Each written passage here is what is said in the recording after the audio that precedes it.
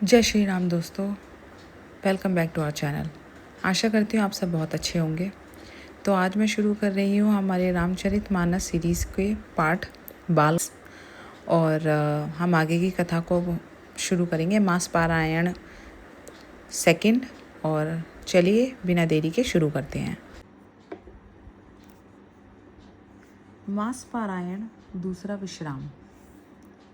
सती जी ने श्री रघुनाथ जी के प्रभाव को समझकर डर के मारे शिव जी से छिपाव किया और कहा, हे स्वामिन, मैंने कुछ भी परीक्षा नहीं ली, वहाँ जाकर आपकी ही तरह प्रणाम किया। आपने जो कहा वह झूठ नहीं हो सकता, मेरे मन में यह बड़ा पूरा विश्वास है। तब शिव जी ने ध्यान करके देखा और सती जी ने जो चरित्र किया था सब जान लिया। फिर श्री रामचंद्र जी की माया को सिर निभाया, जिसने प्रेरणा करके सती जी के मुंह से झूठ कहला दिया। सुजान शिवजी ने मन में विचार किया कि हरि की इच्छा रूपी भावी प्रबल है। सती जी ने सीता जी का वेश धारण किया। यह जानकर शिवजी के हृदय में बड़ा विषाद हुआ। उन्होंने सोचा कि यदि मैं अब सती से प्रीति करता हूँ तो भक्ति मार्ग लुप्त हो जाता है और बड़ा अन्याय होता है। सती परम पवित्र है, इसलिए इन्हें छोड़ते भी नहीं बनता और प्रेम करने में बड़ा पाप है। प्रकट करके महादेव जी कुछ भी नहीं कहते, परंतु उनके हृदय में बड़ी संताप है। तब शिवजी ने प्रभु श्री रामचंद्र जी के चरण कमलों में सिर निभाया और श्री राम जी का स्मरण करते ही उनके मन में यह आया कि सती जी के इस शरीर से मेरी भेंट नहीं हो सकती, और शिवजी ने अपने मन में यह संकल्प कर लिया। स्थिर बुद्धि शंकर जी ऐसा विचार करके श्री रघुनाथ जी का स्मरण करते हुए अपने घर कैलाश को चले। चलते समय सुंदर आकाशवाणी हुई कि हे महेश, आपकी जय हो, आपने भक्ति की अच्छी दृढ़ता की।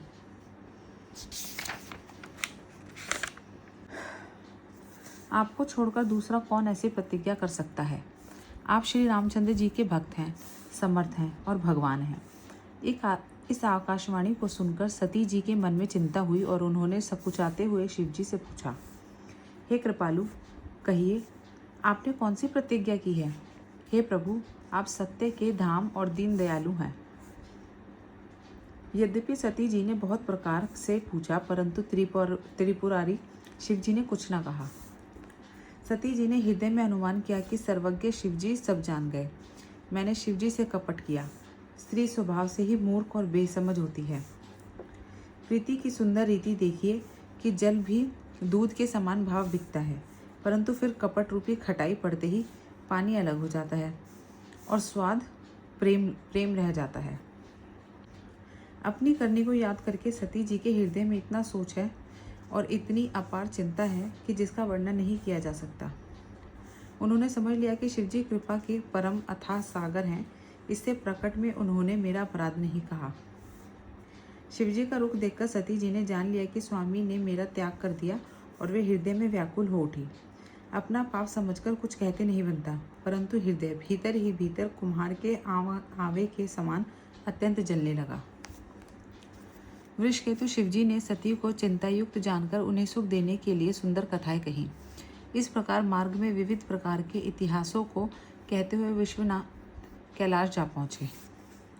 वहाँ फिर शिवजी अपनी प्रतिज्ञा को याद करके बड़े पेड़ के नीचे पद्यासन लगाकर बैठ गए। शिवजी ने अपना स्वाभाविक रूप संभाला।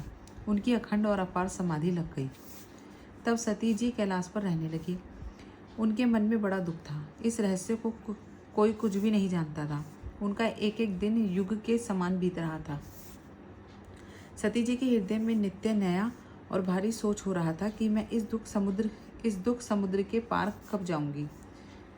मैंने जो श्री रघुनाथ जी का अपमान किया और फिर पति के वचनों को झूठा जाना, उसका फल विधाता ने मुझको दिया। जो उचित था वही किया, परंतु हे विधाता, अब तुझे यह उचित नहीं है जो शंकर से विमुख होने पर भी मुझे जिला रहा है। सती जी के हृदय की ग्लानि कुछ कही नहीं जाती।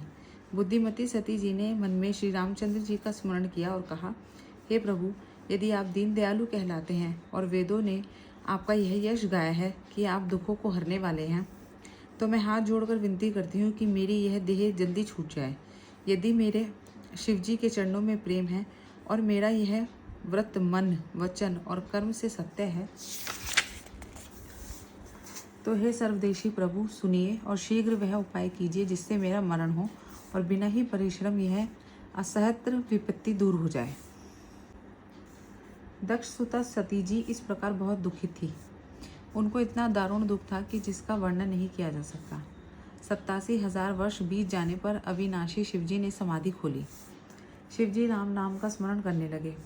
तब सती जी ने जाना कि अब जगत के स्वामी जागे। उन्होंने जाकर शिवजी के चरणों में प्रणाम किया। शिवजी ने उनके बैठने के लिए सामने आसन दिया। शिवजी भगवान हरि की रसमयी कथाएं कहने लगे। उसी समय दक्ष प्रजापति हुए।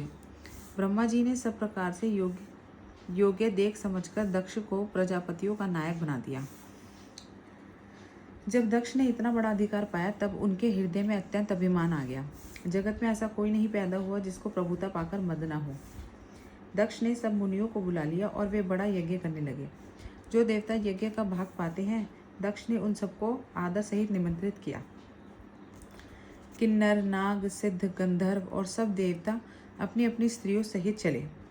विष्णु, ब्रह्मा और महादेव जी को छोड़कर सभी देवता अपना अपना विमान सजाकर चले।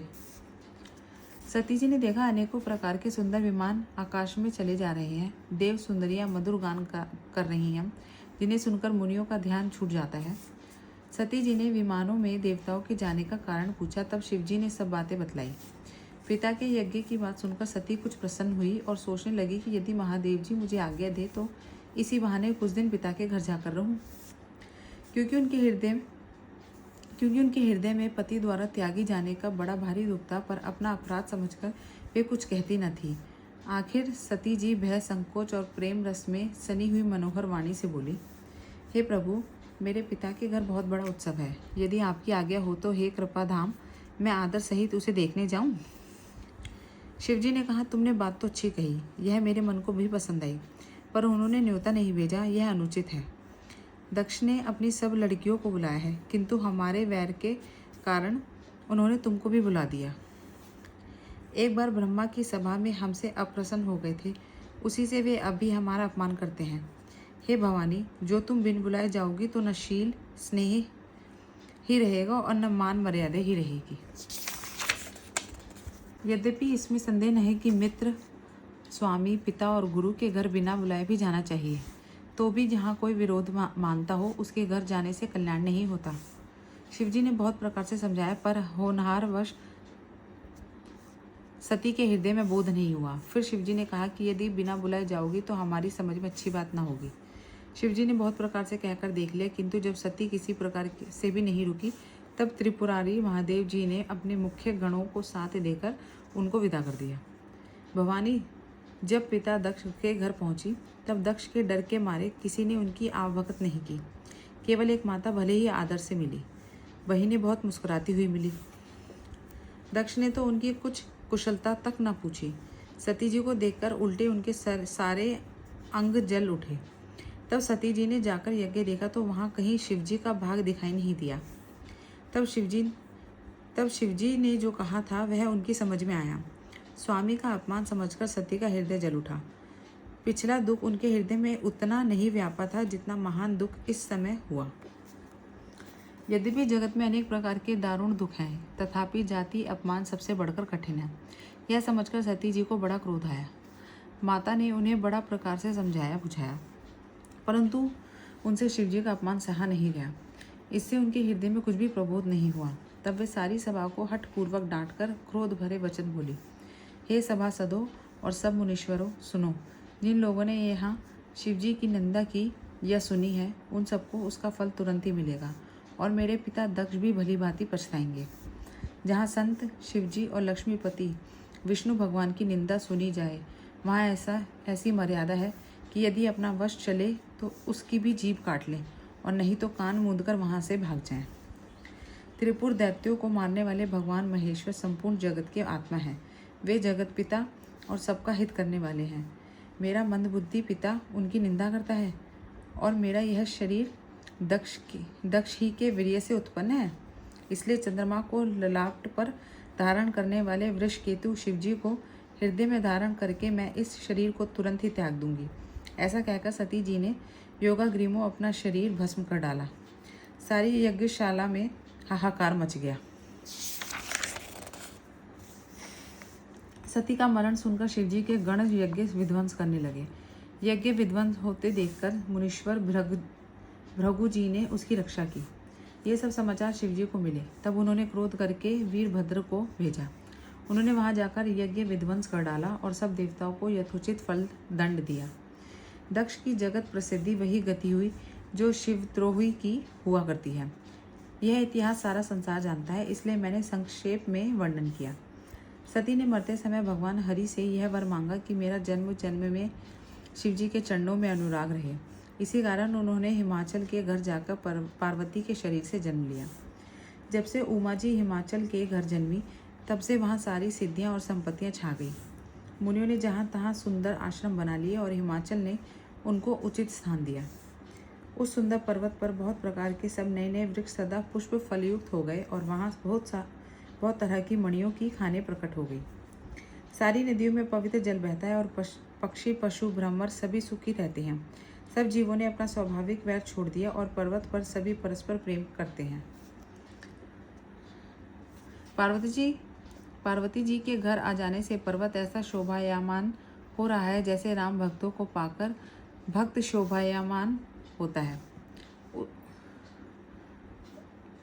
उस पर्वतराज के घर नित्य नए नए मंगलोत्सव होते हैं, जिसका ब्रह्मादि यश गाते हैं। जब नारद जी ने यह सब समाचार सुने तो वे कौतुक ही से हिमाचल के घर पधारे। पर्वतराज ने उनका बड़ा आदर किया और चरण धोकर उनको उत्तम आसन दिया। फिर अपनी स्त्री सहित मुनि के चरणों में सिर निभाया और उनके चरणोद को सारे घर में छिड़काया। हिमाचल ने अपने सौभाग्य का बहुत बखान किया और पुत्री को बुलाकर मुनि के चरणों पर डाल दिया और कहा, हे मुनिवर, आप त्रिकालज्ञ और सर्वज्ञ हैं। आपकी सर्वत्र पहुँच है, अतः आप हृदय में विचार कर कन्या के दोष गुण कहिए। नारद मुनि ने हंसकर रहस्ययुक्त कोमल वाणी से कहा, तुम्हारी कन्या सब गुणों की खान है। यह स्वभाव से ही सुंदर, सुशील और समझदार है। उमा, अंबिका और भवानी इसके नाम हैं। कन्या सब सुलक्षणों से संपन्न है। यह अपने पति को सदा प्यारी होगी। इसका सुहाग सदा अचल रहेगा और इससे इसके माता पिता यश पावेंगे। यह सारे जगत में पूज्य होगी और इसकी सेवा करने से कुछ भी दुर्लभ न होगा। संसार में स्त्रियां इसका नाम स्मरण करके पतिव्रत रूपी तलवार की धार पर चढ़ जाएंगी।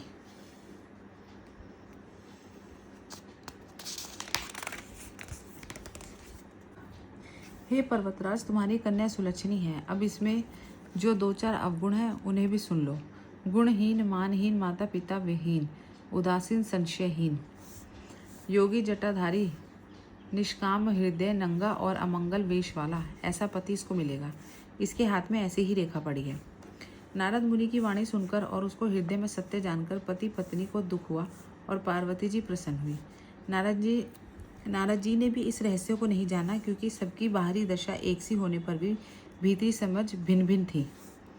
सारी सखियां पार्वती, पर्वतराज, हिमवान और मैना सभी के शरीर पुलकित थे और सभी के नेत्रों में जल भरा था।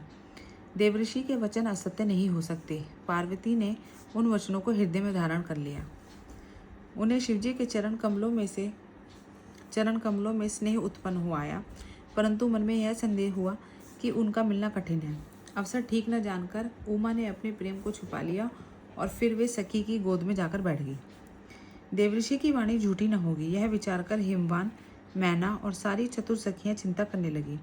फिर हृदय में धीरज धरकर पर्वतराज ने कहा, हे नाथ, कहिए अब क्या उपाय किया जाए। मुनीश्वर ने कहा, हे हिमवान, सुनो। विधाता ने ललाट पर जो कुछ लिख दिया है उसको देवता, दानव, मनुष्य, नाग और मुनि कोई भी नहीं मिटा सकता। तो भी एक उपाय मैं बताता हूँ। यदि दैव सहायता करे तो वह सिद्ध हो सकता है। उमा को वर तो निसंदेह वैसा ही मिलेगा जैसा मैंने तुम्हारे सामने वर्णन किया है, परंतु मैंने वर के जो जो दोष बतलाए हैं, मेरे अनुमान से वे सभी शिवजी में हैं। यदि शिवजी के साथ विवाह हो जाए तो दोषों को भी सब लोग गुणों के समान ही कहेंगे। जैसे विष्णु भगवान शेषनाग की शैया पर सोते हैं तो भी पंडित लोग उनके कोई दोष नहीं लगाते। सूर्य और अग्नि देव अच्छे बुरे सभी रसों का भक्षण करते हैं, परंतु उनको कोई बुरा नहीं कहता। गंगा जी में शुभ और अशुभ सभी जल बहता है, पर कोई उन्हें अपवित्र नहीं मानता। सूर्य, अग्नि और गंगा जी की भांति समर्थ को कुछ दोष नहीं लगता। यदि मूर्ख मनुष्य ज्ञान के अभिमान से इस प्रकार होड़ करते हैं तो वे कल्प भर के लिए नरक में पड़ते हैं। भला कहीं जीव भी ईश्वर के समान हो सकता है? गंगा जल से भी बनाई हुई मदिरा को जानकर संत लोग कभी उसका पान नहीं करते, पर वही गंगा जी मिल जाने पर जैसे पवित्र हो जाती है, ईश्वर और जीव में भी वैसा ही भेद है। शिव जी सहज ही समर्थ है क्योंकि वे भगवान है, इसलिए इस विवाह में सब प्रकार कल्याण है। परंतु महादेव जी की आराधना बड़ी कठिन है, फिर भी क्लेश करने से बहुत जल्द संतुष्ट हो जाते हैं। यदि तुम्हारी कन्या तप करे तो त्रिपुरारी महादेव जी होनहार को मिटा सकते हैं। यद्यपि संसार में वर अनेक है, पर इसके लिए शिवजी को छोड़कर दूसरा वर नहीं है। शिवजी वर देने वाले, शरणागतों के दुखों का नाश करने वाले, कृपा के समुद्र और सेवकों के मन को प्रसन्न करने वाले हैं। शिवजी की आराधना किए बिना करोड़ों योग और जप करने पर भी वंचित फल नहीं मिलता। ऐसा कहकर भगवान का स्मरण करके नारद जी ने पार्वती को आशीर्वाद दिया और कहा कि हे पर्वतराज, तुम संदेह का त्याग कर दो, अब यह कल्याण ही होगा। यूँ कहकर नारद मुनि ब्रह्मलोक को चले गए। अब आगे जो चरित्र हुआ उसे सुनो। पति को एकांत में पाकर मैना ने कहा, हे नाथ, मैंने मुनि के वचनों का अर्थ नहीं समझा।